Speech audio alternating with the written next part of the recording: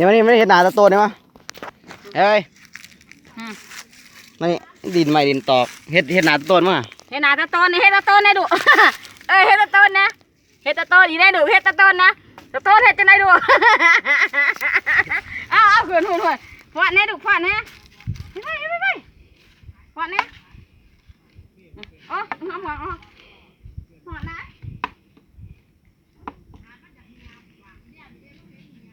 ย่อทางงัดแน่ถูกทางงัดแน่เด็กๆข้าทายหูงาง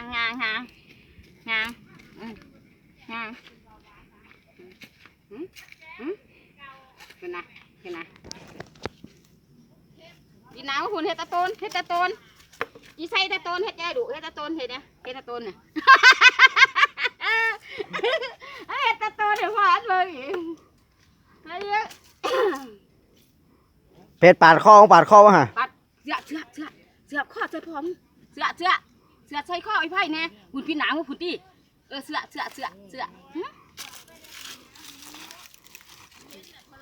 มันมักหย่อง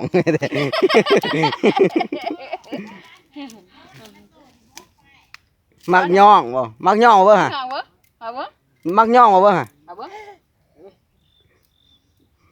ทางงัดเนี่ยดุทางงัดเนี่ยทางงัดเ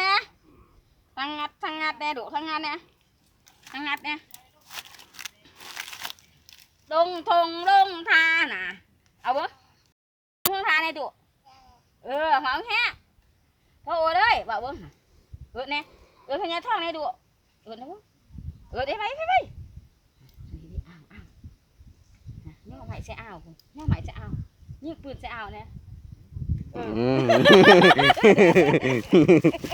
เป็นจิกกอกกัน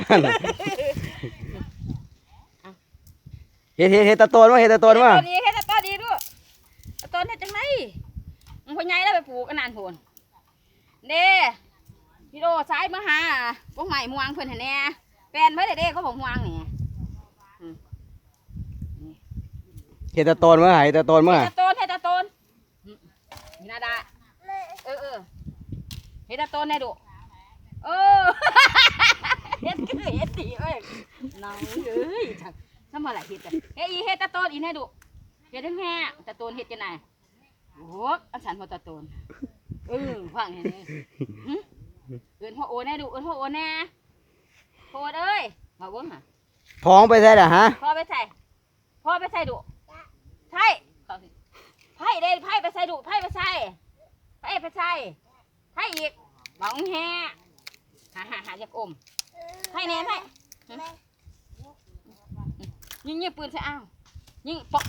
ยิงใส่อ้าวเนี่ยปังเนี่ยปังใส่อ้าวเนี่ยเปิดใส่อ้าวเนี่ยดุเปิดใส่อ้าวเนี่ยเนี่ยตัวนี้เปิดยิงใส่อ้าวปังดูยิงใส่อ้าวปังว่าจะได้เป็นไรเดี๋ยวตะโตนนี่นะเขาถ่ายวิดีโอแล้วไผ่เฮตะโตนนะพี่ไผ่ไปใส่ดูของแห่มันจะได้ยินเองพออดไปใส่ดูไผ่เอามันยางมาซะมันจะท้องนะท้อ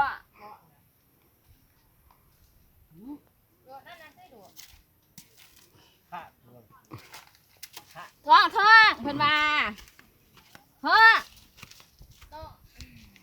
เอาเลยทำไงท่าบ่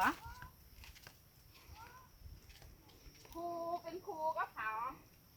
ครูมาเดี๋ยวสิเฮ็ดได้ก็ถ่ายวิดีโอแล้วเขาในวิดีโอว่ามึงลบมึงทออีแบบอันนี้โอ้ยจะมาเป็นจังซั่นยาน้อยๆมันถึงวางไข่เอาหัวมุดดินวะฮะเห็นวะฮะ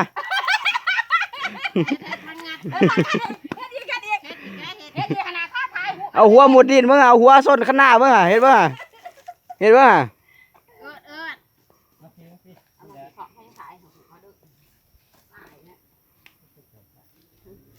ท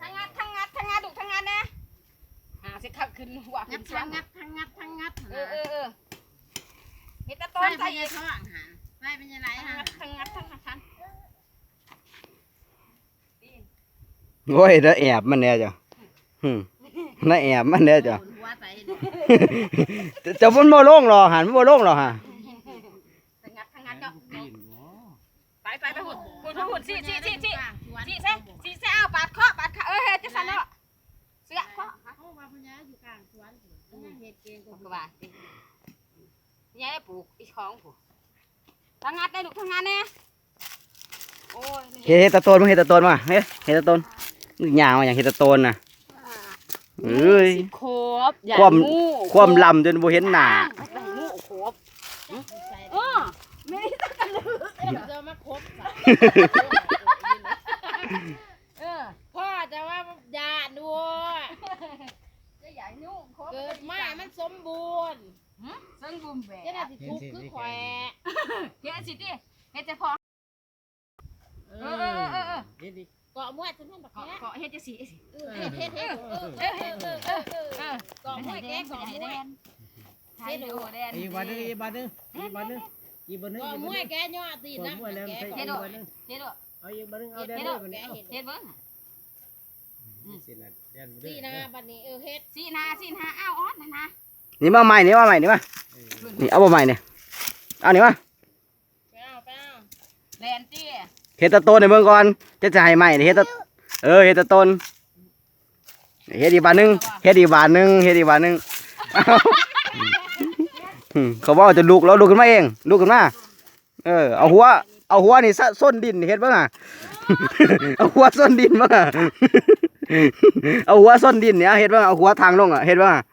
เฮ็ดเด้อห่ะโอ้ ซื้อไม่สั่งให้แกไม่ต้องมาทางภาษาว่าเบิ่งหา